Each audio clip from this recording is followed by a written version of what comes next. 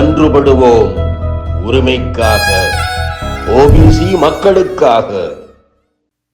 அரசியல் சாசன சரத்துக்களில் சட்டங்களில் கொடுக்கப்பட்ட இடஒதுக்கீடு ஓபிசி மக்களை பொறுத்தவரை அது கிடைப்பதற்கே 42 வருடங்கள் காத்திருக்க வேண்டிய ஆயிற்று.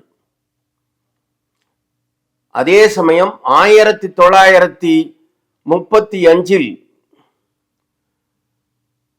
இந்திய சட்டம் மூலம் பட்டியலின சகோதரர்கள் இடஒதுக்கீடு பெற்றனர். 8.5 இடஒதுக்கீடு அவர்களுக்கு 1942 கொடுக்கப்பட்டது.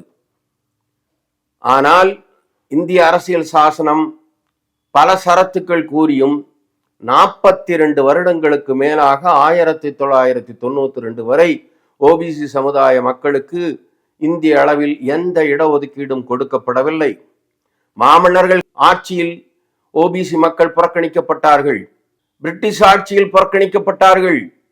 சொந்த மண்ணில் சுதந்திரத்திற்கு பின்னர் இந்திய அரசியல் சாசனத்தின் பேரில் பதவி பிரமாணம் ஏற்றுக்கொண்டோர் ஓபிசி மக்களை புறக்கணித்தார்கள்.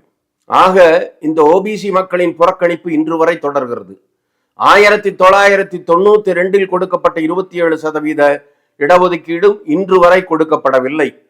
இன்று வரை 9% மேல் மத்திய அரசு பணிகளிலோ மத்திய அரசு கல்வி நிறுவனங்களிலோ இது சார்ந்த பல நிறுவனங்களில் 27% இடஒதுக்கீடு மறுக்கப்பட்டுள்ளது. அதையெல்லாம் விட கொடுமை, இந்த 27% இடஒதுக்கீட்டை கொடுக்காத நிலையில் பல நூறாண்டுகளாக இந்த மக்களை புறக்கணித்த நிலையில் செகண்டரி டேட்டாஸ் என்று 2ஆம் தர தரவுகளை வைத்துக் கொண்டு முன்னேறிய சமூகத்தினருக்கு 10% இடஒதுக்கீடு வழங்கியது கொடுமையிலும் கொடுமை.